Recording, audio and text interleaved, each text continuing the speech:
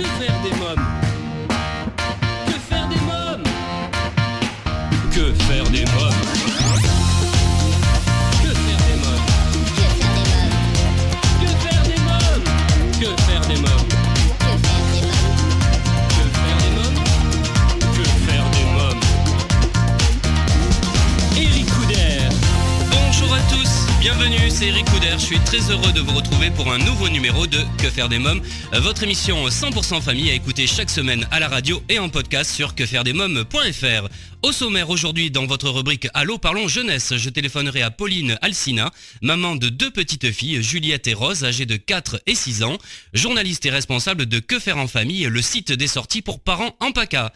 Dans la rubrique À vos agendas, nous découvrirons la bande-annonce du film d'animation Le Parc des Merveilles et je recevrai Patricia Jacques, responsable pédagogique du Parc Zoologique de Paris, pour nous parler du week-end festif qui aura lieu au Zoo les 12, 13 et 14 avril à l'occasion du 5e anniversaire du parc.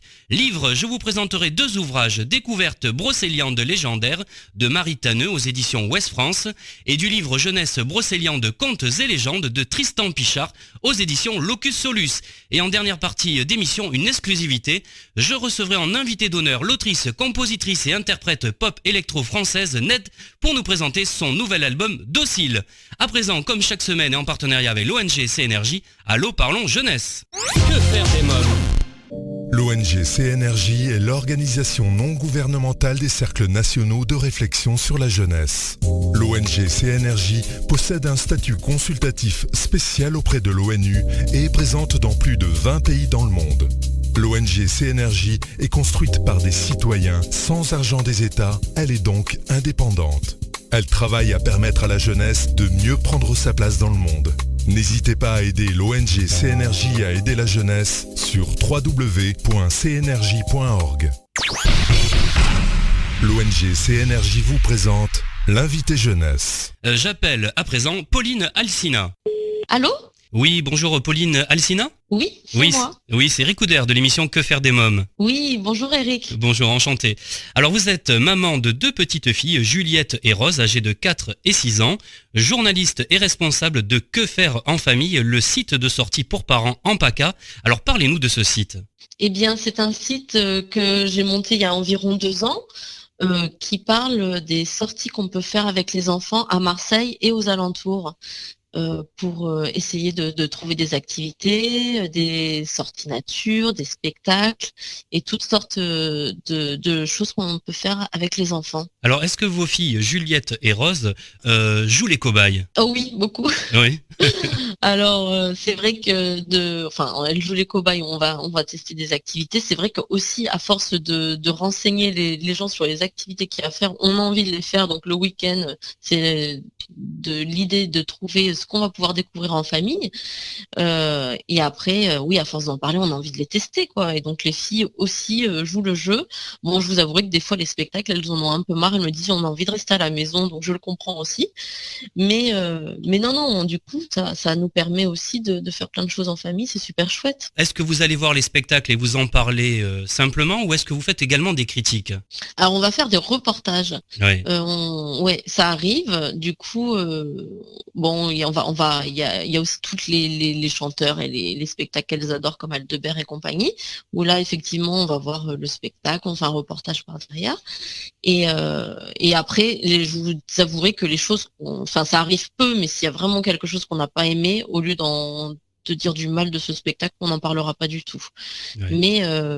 Mais oui, on fait des reportages sur les activités qu'on fait et les spectacles et tout ce qui est culture. Alors vous proposez, vous me l'avez dit, des reportages, alors écrits et de photos, des sélections, des concours et une newsletter également. Hein? Oui, alors à peu près, on l'envoie en fin de semaine, je l'envoie le jeudi ou le vendredi en général, et cette news va particulièrement sélectionner les sorties du week-end. Donc elle est assez attendue. Si je vous avouerai qu'une fois j'ai été malade et je l'ai pas envoyée et j'ai eu des mails de personnes qui m'ont dit on n'a pas reçu notre sélection du week-end. Donc oui. Je sais qu'elle est attendue. Et du coup, oui, ça permet aussi juste avant le week-end d'avoir une bonne sélection de sorties qu'il y a à faire à Marseille pour les familles. Oui, parce que vous êtes très suivi. Hein. Quelles sont les rubriques que les lecteurs peuvent retrouver ? J'ai un article qui est particulièrement vu, c'est donc l'article sur les sélections au week-end, parce que donc on a la news, mais on a aussi un article encore plus détaillé sur les sélections du week-end. On va retrouver des rubriques activités enfants. Donc là, on aura des ateliers et triés par âge, donc 0-3 ans, 3-6 ans, 6 ans et plus. Donc là, ça va être tout ce qui est à la fois ateliers qui vont être ponctuels comme art plastique et compagnie, ou des activités que les familles peuvent suivre à l'année. On va avoir l'activité en famille qu'on peut faire avec bébé particulièrement. Donc, on a des sélections d'activités parents-bébé, de l'éveil musical par exemple. On va avoir une rubrique sur les loisirs à faire en famille. Donc, ça peut être ou faire du poney, ou aller à la piscine, notre sélection d'acrobranche à Marseille et ses alentours. On va avoir donc la rubrique qui est culture avec les spectacles et expositions, les stages vacances, avec une sélection qui va être soit par un stage vacances créatives, stage vacances sportifs, ou des choses plus ponctuelles avec des stages qui n'ont pas forcément lieu toute l'année, mais un peu inédits, on va dire. On va avoir la rubrique nature qui va se concentrer sur une rubrique qui marche bien aussi sur les fermes pédagogiques, sur les balades à faire en famille. La rubrique anniversaire avec une petite sélection sur les anniversaires qui pour l'instant on n'a pas, c'est pas la plus développée, mais elle va se faire au fur et à mesure. On a les lieux kid friendly avec toutes les voilà, on va avoir quelques bonnes adresses restaurants, boutiques, et une rubrique qui est découvrir Marseille. Donc ça va être plus ça, une rubrique pour les familles qui viennent en vacances à Marseille ou les gens qui habitent Marseille, qui veulent revoir leur ville un peu autrement, avec les sélections de lieux incontournables à visiter avec les enfants. On retrouve Pauline Alsina du site Que faire en famille juste après la pause. À tout de suite. Que faire des mômes ? Vous écoutez Que faire des mômes, votre rendez-vous 100% famille, c'est Eric Couder. Retrouvons tout de suite Pauline Alsina du site Que faire en famille. C'est le début des vacances scolaires à Marseille. Alors, est-ce que vous avez une sortie à conseiller aux familles qui habitent à Marseille, ses alentours, aux vacanciers qui ont choisi comme destination pour les vacances de printemps Marseille et ses alentours ? Alors, il y a beaucoup de sorties à faire quand on vient découvrir Marseille ou quand on habite à Marseille. Vous avez en plus normalement le soleil devrait être là, donc c'est vraiment le bon moment pour aller se balader dans les calanques avec les enfants, parce qu'on sait que l'été il fait trop chaud et avec les risques incendies c'est souvent fermé, donc les vacances de Pâques sont idéales. On peut aussi, dans les musées de Marseille, il y a toujours de nombreuses activités pendant les vacances qui sont proposées. Ça peut être des chasses au trésor, ça peut être des visites famille. Le Mucem propose aussi un beau programme pendant les vacances, à la fois fait de spectacles et d'ateliers et de visites. Et oui, enfin, c'est un peu les incontournables de la ville. On peut aller voir, en profiter pour faire une visite guidée de la cité radieuse. On peut découvrir le vélodrome. Il y a toujours beaucoup de choses à voir et à faire à Marseille pendant les vacances. Est-ce qu'il y a une activité en particulier qui est possible de faire tout au long de l'année ? On adore se balader, par exemple, dans le quartier du Panier. Ouais. Et il y a un musée qui est spécialement dédié aux familles. C'est le Préau des Accoules, qui est un musée gratuit, où là, on peut venir, on réserve une petite visite. C'est quand même mieux de réserver et d'avoir la visite par un médiateur. Et là, les enfants vont découvrir l'exposition du moment avec un médiateur qui se met un peu tout est à leur hauteur. Il n'y a rien de très haut. Et ils s'assoient, ils écoutent un peu le médiateur. Ensuite, ils vont parcourir le musée avec le médiateur et ça finit par des jeux, ce qui est super sympa. Après, à Marseille, on peut aussi venir découvrir les savonneries, fabriquer un savon de Marseille. Il y a plusieurs savonneries qui proposent ça. Donc ça, c'est quand on vient à Marseille, c'est quand même bien de connaître l'histoire du savon de Marseille. On peut aller se balader à la Friche, la Belle de Mai. Là, il y a pas mal de coins jeux, mais il y a aussi plein d'expositions à découvrir et d'activités à faire. On peut louer une trottinette, s'amuser dans le skatepark, faire les expositions. Il y a même des salles de spectacle, il y a un restaurant. Donc ça, c'est un peu le côté friche, vous savez, un peu plus industriel, réhabilité, qui est super sympa. Et voilà, comme je vous l'ai dit aussi, la cité radieuse, c'est super à visiter en famille. On voit un appartement type, il y a des visites qui sont proposées par l'Office du tourisme, et on voit un appartement type qui avait été pensé par Le Corbusier, donc c'est assez rigolo à faire aussi. Voilà, il y a beaucoup de choses. Et puis nous, on adore aussi toujours se balader dans les parcs. On va à Borély, on peut même louer des voitures à pédales et se balader dans Borély ou faire un tour de barque sur le petit étang de Borély. Donc C'est vrai qu'on manque pas d'activité à Marseille. Quels sont les retours de vos lecteurs? Oui, j'ai des très bons retours, que ça soit des familles. Déjà, j'ai les familles de mon école, par exemple, qui me disent eux directement. Et ce qui est assez rigolo, c'est qu'il nous arrive aussi d'être, parce que les filles, il y a quelques photos de mes enfants, on peut pas le cacher sur le site. Donc des fois, elles sont reconnues aussi. Donc c'est assez rigolo de voir. Et puis tout le monde me dit oui, voilà, que c'est le côté très facile, très pratique, que la navigation est très très sympa, et les sélections, ils adorent vraiment avoir la sélection. Ils voient d'un coup d'œil ce qu'ils peuvent faire dans la semaine ou dans le week-end ou pendant les vacances, et du coup c'est assez attendu, quoi. Oui. Je n'ai que des retours positifs jusque-là. Alors Pauline, Alcina, avez-vous quelque chose à rajouter? Eh bien, je peux que conseiller aux familles de venir voir Marseille ou venir se balader. Et voilà, et ils peuvent faire un petit tour sur Que faire en famille s'ils ont besoin d'idées pour s'évader avec les enfants, et avoir le côté pratique aussi pour visiter notre belle ville de manière assez ludique. En tout cas, moi, vous m'avez donné envie, même si je connais bien Marseille, parce que moi, je suis des alentours. Je suis né à Arles, Oui. pour tout vous dire. Donc, Oui. mais j'ai quand même envie de revenir à Marseille, du coup. Ah ben, vous venez. Voilà. Je vous remercie, Pauline. Et après aussi, ce qu'on peuvent dire, c'est qu'ils peuvent aussi, quand ils ont des bonnes adresses, me les suggérer aussi. Et c'est toujours un plaisir d'aller découvrir des nouvelles adresses, parce que forcément, il y a toujours des choses à découvrir tout le temps. Tout le temps. Très bien. Je vous remercie, Pauline, Alcina. Merci beaucoup. Merci à vous. Bonne journée. Au revoir. Bonne journée. Au revoir. Alors, si vous souhaitez des renseignements complémentaires, rendez-vous sur quefairedesmoms.fr. Vous trouverez un lien vers le site Que faire en famille dans le podcast de cette émission. À présent, votre rubrique à vos agendas. Que faire des mômes? Cinéma. Cette semaine, je vous propose de découvrir la bande-annonce du film Le Parc des Merveilles, un film d'animation familiale d'une durée de 1h26, sorti le 3 avril dernier, avec entre autres les voix de Marc Lavoine, Frédéric Langlois et Oda. Le Parc des Merveilles raconte l'histoire d'un parc d'attractions fabuleux, né de l'imagination extraordinaire d'une petite fille appelée June. Un jour, le parc prend vie. Découvrons ensemble la bande-annonce.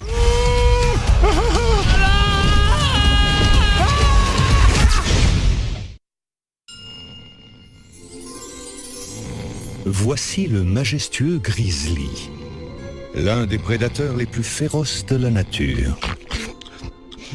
Même quand il est le plus vulnérable à la fin de l'hibernation. Oh, j'ai encore rêvé que j'étais kidnappé. Je sais pas ce que ça veut dire. Le grizzly n'a peur de rien. Sauf de l'altitude. Oh. Oh. Non, non, non, non, non, non, non, non, non, non, non, non, non, non, non, non, ne bouge surtout pas.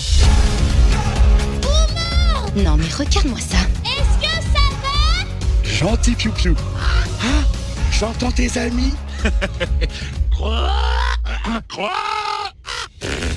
Vous avez bien bloqué les roues, hein? Non, ça sert à bloquer les roues. Ah bon? Non, non, non, non. Non, non. T'inquiète, laissez glisser. Ouais, déploie tes ailes.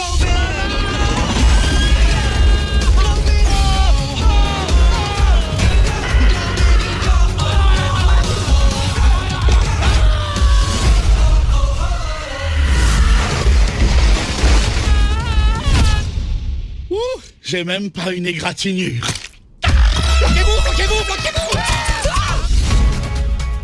Le Parc des Merveilles, un film à découvrir en famille au cinéma.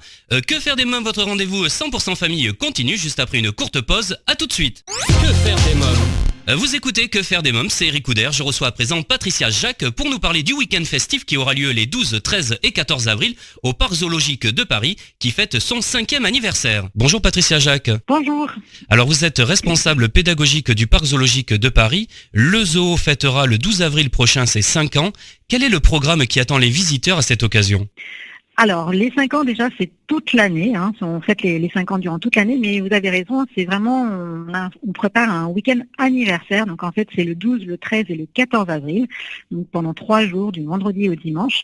Et là, on prépare plusieurs surprises et notamment, finalement, une gratuité pour tous les enfants âgés de moins de 13 ans.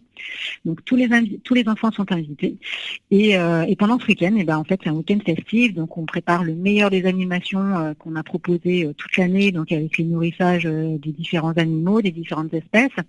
Et puis une particularité, puisque vous savez, le symbole aussi du zoo, c'est le rocher. Donc on prépare une petite surprise avec des initiations, alors pas sur le grand rocher, mais des initiations sur le petit rocher, des initiations d'escalade, et puis des démonstrations par contre sur le grand rocher, entre autres. Alors je souligne également l'arrivée de 5 espèces dans chacune des 5 zones géographiques du parc. C'est exactement ça. Donc en fait, voilà, les 5 ans, c'est ce week-end, mais c'est également sur toute l'année. Donc on prépare 5 rendez-vous sauvages, et ces 5 rendez-vous sauvages se déroulent pendant les vacances scolaires. Donc comme ça, les enfants ont plein de temps pour venir au zoo. Et puis donc chaque rendez-vous, en fait, on met à l'honneur une nouvelle espèce, et puis aussi la zone dans laquelle cette espèce habite en fait. Donc par exemple en février, on a accueilli 2 nouvelles otaries à fourrure. Oui. Donc on a mis en valeur la zone Patagonie, puisque ces otaries vivent en Patagonie. Et puis là au mois d'avril, ce sera des coatis. Donc les coatis roux, vous savez, c'est cet animal avec un long museau, une queue annelée, des griffes, c'est super mignon. Oui. Et donc ils viendront pour le mois d'avril. Et puis après, pendant l'été, c'est les suricates et les autotions. Donc les suricates, tout le monde connaît Simon du Roi Lion. Oui. Donc c'est ces suricates, une petite colonie, et puis les autotions qu'on appelle également les renards à oreilles chauve-souris. Donc c'est un petit peu particulier. Et puis après, pour les vacances d'automne, c'est le blob. Alors le blob, c'est un petit peu particulier et assez indescriptible, puisque c'est ni un végétal, ni un animal, ni un champignon. Donc c'est un être assez particulier, assez oui, c'est étrange. Oui, c'est curieux. Voilà. J'ai envie d'en savoir un peu plus du coup. Voilà, c'est ça. On garde un petit peu le mystère. Et puis pour décembre, pour les vacances de Noël, là on prépare un aquarium récifal avec des requins bambous. Et donc c'est la zone Madagascar qui sera mise à l'honneur. Donc voilà, toute l'année, donc pendant les vacances scolaires, on accueille 1 ou 2 nouvelles espèces, et puis on prépare vraiment pendant toutes les vacances, une programmation liée à cette espèce, mais liée à toute la zone géographique qui concerne cette espèce-là. Quel est l'objectif de ce rendez-vous, justement, des rendez-vous sauvages ? Alors, c'est vraiment de mettre en avant, alors nous on appelle cela une biozone, par exemple l'Afrique, l'Amazonie, voilà. Donc c'est vraiment mettre en avant cette zone-là pour montrer à la fois cette nouvelle espèce qui arrive, mais toutes les espèces qui vivent dans cette zone-là.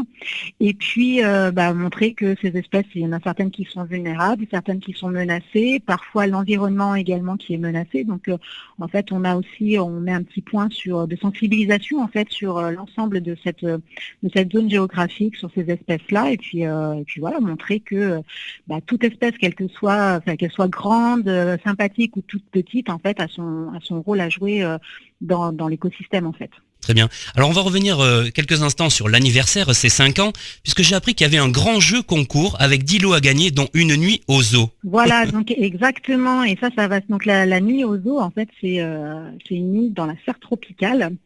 Et donc c'est la nuit du 12 avril. Donc en fait, c'est ce concours qui s'est déroulé, donc qui a fini en fait hier. Donc ah oui.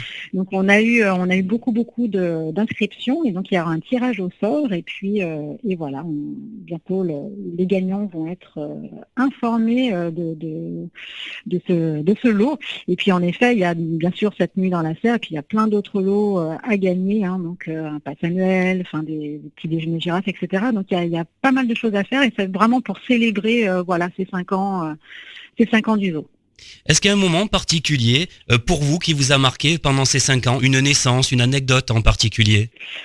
Alors, c'est vrai que le zoo a quand même bien changé depuis 5 ans, ça c'est clair, notamment au niveau de la végétation. Il y a 5 ans, la végétation était toute petite, là, elle est vraiment très très belle, donc ça c'est déjà un point, parce que c'est vrai qu'on parle souvent des animaux, mais il y a aussi la végétation.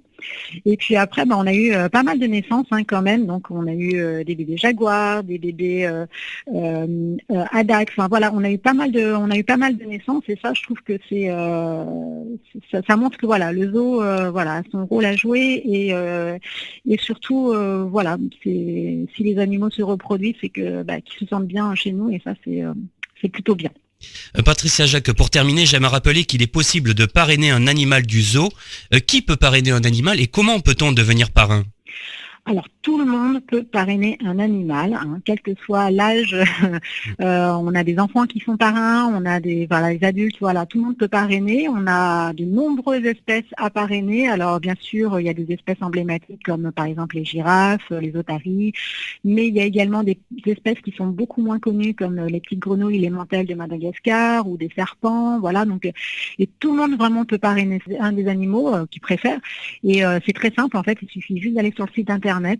Vous avez un onglet qui explique comment parrainer un animal et vous avez différentes formules. On peut ça commence à 20 € et puis on va dire que il y a plus après de limites. On peut parrainer un ou plusieurs animaux également. Donc voilà. Donc après tout est écrit sur le site internet. C'est très très simple et puis vous avez bien sûr des contreparties en fonction de votre parrainage. Très bien. Et bien alors un peu en avance, bon anniversaire au Parc Zoologique de Paris. Merci Patricia Jacques. Merci à vous. Ne manquez pas ce grand week-end festif les 12, 13 et 14 avril au Parc Zoologique de Paris. Que faire des mômes revient dans quelques instants, juste après une courte pause. À tout de suite. Que faire des mômes. Vous écoutez Que faire des mômes, à présent c'est votre rubrique livre. Que faire des mômes. Cette semaine, j'ai décidé de vous présenter 2 livres. Le premier ouvrage, publié aux éditions Locus Solus, Brocéliande, contes et légendes de Tristan Pichard, un auteur jeunesse que nous aimons particulièrement dans Que faire des mômes. Il est une forêt aussi mythique que réelle qui a pour nom Brocéliande. Dans la rêverie qu'inspirent ces arbres séculaires et ces fontaines magiques, des légendes survivent, celles de Lancelot ou des amours de Merlin et Viviane. Nous parlerons plus largement de ce livre dans quelques mois puisque Tristan Pichard sera mon invité, Brocéliande contes et légendes aux éditions Locus Solus. Pourquoi Brocéliande est-elle une destination encore fascinante aujourd'hui ? Pour le savoir, je vous invite à vous procurer ce 2e livre, Découverte Brocéliande légendaire, un magnifique livre de Marie Tanneux, illustré par de sublimes photographies de Bruno Colliot aux éditions Ouest France. Ce livre fait le lien entre la forêt de Pimpon et celle de Brocéliande. Elles viennent s'unir et s'enrichir pour nous inciter à l'urgence de se relier à notre terre. Forêt patrimoine par excellence, par sa variété de paysages, elle ne cesse de régénérer la vie et par ses contes et légendes de réenchanter le monde. Découverte Brocéliande légendaire aux éditions Ouest France. À présent, c'est la rubrique Invité. Que faire des mômes ? Je reçois à présent Ned pour son album Docile. Bonjour Ned. Bonjour. Alors, vous êtes auteure, compositrice, interprète. Votre actualité, c'est un album, Docile, réalisé en collaboration avec Guillaume Soulan. Alors, quelques mots sur cet album. Alors oui, donc c'est un album, j'ai mis 6 mois à le composer, à l'écrire. Donc j'ai rencontré Guillaume Soulan l'année dernière qui travaille chez Because Music, avec qui j'ai travaillé sur la composition et plutôt sur la réalisation. Voilà, c'est mon premier album après avoir fait 3 EP. Et c'est un album en français et c'est de la pop en fait, avec un petit peu d'électro et l'ambiance est aussi très guitare, très folk. Quels sont les thèmes qu'on retrouve dans cet album ? C'est les thèmes d'une vie, je dirais, un petit peu générique à toute personne. L'amour, la maladie, les enfants, l'espoir, le sexe, et puis aussi, je sais pas, des états d'âme. Voilà, il y a autant de côté noir que de côté rose en fait. On peut dire que c'est un album pop électro. Il y a beaucoup d'électro en fait, mais minimaliste je dirais, parce que c'est vrai que on n'est pas dans la mouvance d'un son électro, par exemple DJ, vraiment au niveau de la prod, mais je dirais qu'il y a beaucoup d'instruments organiques, parce que ça j'en ai vraiment besoin, la guitare essentiellement, même de la mandoline sur Venise par exemple. Mais l'électro c'est aussi pour le côté moderne, sinon on tomberait vite justement dans de la variété en fait. Pourquoi avoir choisi d'intituler cet album Docile ? Vous savez, quand on compose et quand on écrit de la musique, c'est un instant T en fait. On peut écrire sur quelqu'un qu'on a connu longtemps ou qui est passé, mais quand on sort un album, ça correspond à une période, une année très spécifique. Et je pense que l'année dernière, j'étais dans une année, j'étais sortie de ma maladie, j'allais mieux physiquement, j'avais envie d'amour, j'avais envie de physique en fait, et du coup c'était un peu une renaissance. Je me suis apaisée aussi par rapport à la vie, donc docile c'est à la fois se soumettre, mais c'est aussi être résiliente et être plus douce par rapport aux événements. Donc c'est un ensemble de choses physiques et métaphysiques. Combien il y a de titres sur l'album ? Il y en a 10. Il y a 10 titres. Alors on va tous les citer. Alors il y a Venise, Chambre 237, Madol, La Fièvre, Envie de toi, Je ne sais pas, Jenny, Papa, Schizo et Docile. Hein. C'est ça, 10 titres. Et il y en a au moins 4 qui parlent d'amour. Il y en a Madol, ça parle, c'est pour ma petite dernière. Schizo, ça parle de tout ce qui est la dépression, la bipolarité, enfin les angoisses en général. Papa, bien sûr, à mon père. Et puis voilà. Et puis après, il y a des titres qui se mélangent un peu. Venise, voilà, c'est un voyage en amoureux. Enfin, c'est des thèmes un peu différents selon l'envie du moment. Alors je voudrais qu'on reparle de Madol. C'est une chanson adressée à votre fille. Quel âge a-t-elle ? Alors c'est ma petite dernière, mais il faut savoir que j'ai 3 filles et je leur ai à toutes fait une chanson, mais elles sont grandes les autres, enfin plus grandes en tout cas. Rose, elle a 5 ans. Quelle maman vous êtes ? Je peux être très sévère, assez pudique. J'ai beaucoup de mal à exprimer mes émotions, mais par contre je suis hyper maternelle. Est-ce que maman c'est un rôle difficile ? Ouais, c'est un rôle super dur, ouais. C'est un rôle qui est très ingrat. Parce qu'en fait, il y a des fois, on aimerait bien lâcher, être vachement plus cool, être faux folle. Cet été, à table, on a fait le jeu des questions avec mes enfants. Et papa, il est comment ? Et maman, elle est comment ? Alors, papa, il était très cool. Et maman, elle était trop sérieuse. Bon, donc, ouais, c'est un rôle difficile. Ouais. Faut éduquer parce que la vie est dure. Et en même temps, on aurait envie juste d'être cool et de communiquer plein de choses. Mais il faut faire attention à la façon dont on les dit, en fait. Qu'est-ce que ça a changé, la maternité, dans votre vie ? Je suis devenue adulte en devenant maman. Et puis ça change aussi, on se regarde moins. On est on est moins égocentrique. Alors puisqu'on parle de parentalité, je voudrais que l'on revienne sur le titre Schizo, dont il est question de bipolarité. Pourquoi la bipolarité est un sujet important pour vous ? Je pense que je suis issue d'une famille matriarcale. Ma mère et ma grand-mère ont eu des tempéraments et des caractères très très très forts et je pense qu'il y a un syndrome d'angoisse généralisée chez ma mère et chez ma grand-mère, peut-être de la bipolarité. Enfin, c'est quelque chose qui a toujours un peu un espèce de fantôme qui traîne au-dessus de la famille. Et j'en ai énormément souffert parce que moi, j'ai énormément vu ma maman dépressive, des grandes périodes d'hystérie, de dépression. Et donc, j'ai eu envie, en fait, de lui rendre hommage dans ce titre. Mais lui rendre hommage malheureusement en montrant à quel point ces démons étaient durs à assumer. Et j'ai trouvé aussi que c'était une universalité, c'est-à-dire que je me suis dit que ce titre pouvait de toute façon toucher plein de gens aussi. Parce que la dépression, à mon avis, on est beaucoup à la rencontrer en fait. Alors je voudrais qu'on revienne aussi sur le titre Papa. Dans le passé, vous avez déjà écrit pour votre papa, c'est pas la première fois. Hein. C'est vrai. Mais dans le passé, j'ai écrit en anglais. J'avais sorti toute ma violence due à l'injustice d'avoir perdu son père. Et là, c'était en français parce que je me trouve plus légitime quand j'écris en français qu'en anglais. Puis en plus, j'ai pas un super accent.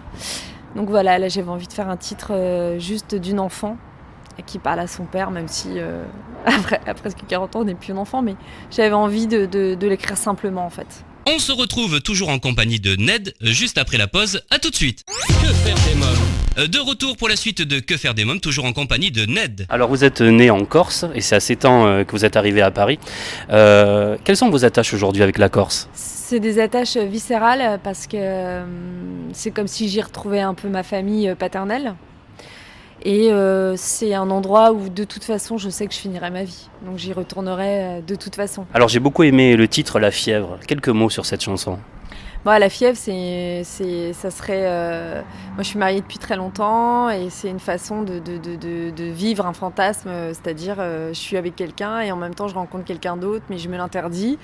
Et surtout, me dis pas que tu m'aimes parce que sinon ça va être compliqué, quoi. Donc c'est un petit peu ça.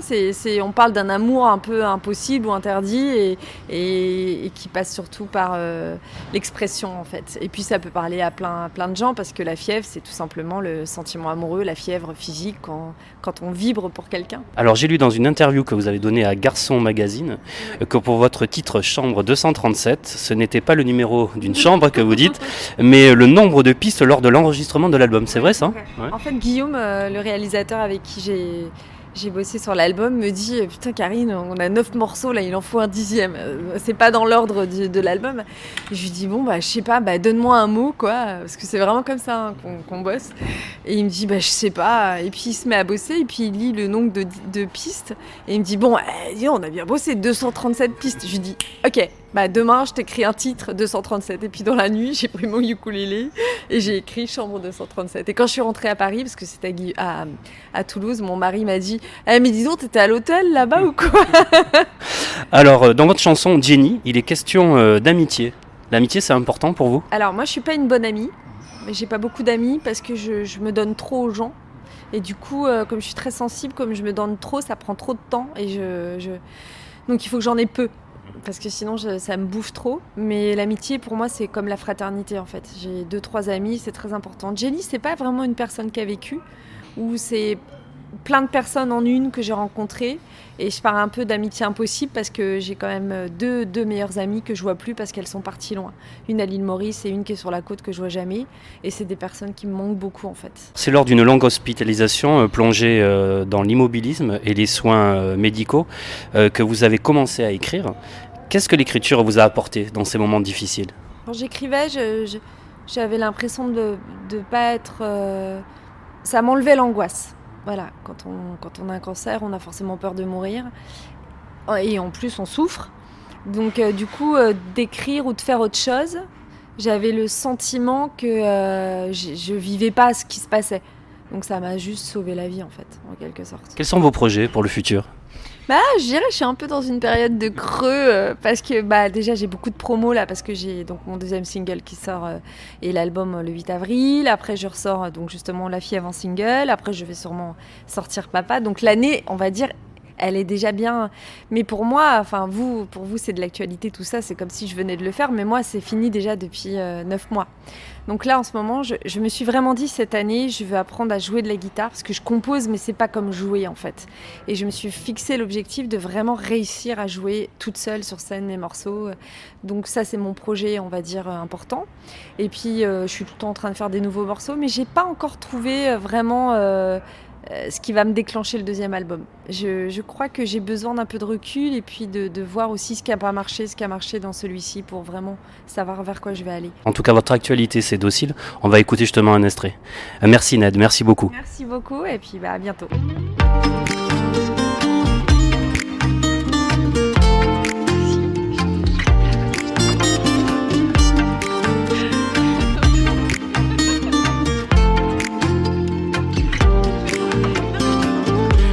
Sombre ville, mon amour.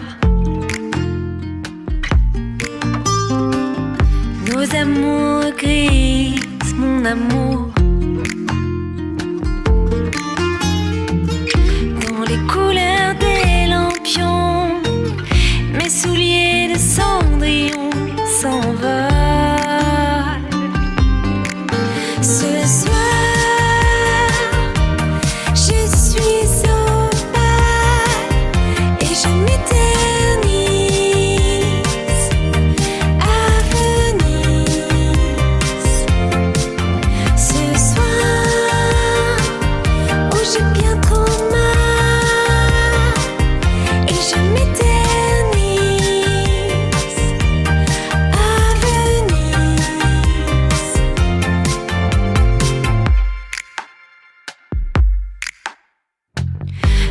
masque rouge, mon amour.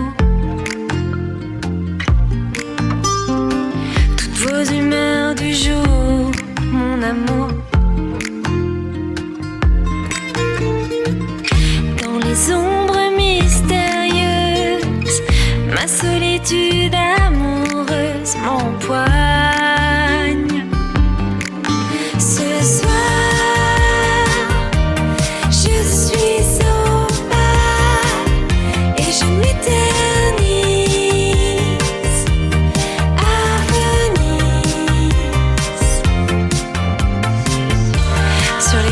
Adriatique, quelques souvenirs exotiques. Qu'avons-nous donc laissé?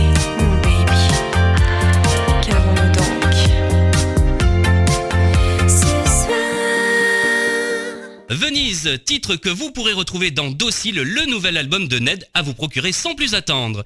Et bien voilà, Que faire des mômes pour aujourd'hui, c'est terminé. Un grand merci à tous mes invités. Comme chaque semaine, j'embrasse très fort ma petite nièce Erika qui m'a inspiré cette émission. Merci à vous tous d'être chaque semaine de plus en plus nombreux à nous écouter. Je vous invite à commenter les articles sur quefairedesmoms.fr, à laisser un commentaire dans le livre d'or, à vous abonner à nos podcasts et à notre newsletter et à nous suivre sur les réseaux sociaux, Facebook, Twitter et Instagram. Merci pour votre fidélité. Bye bye!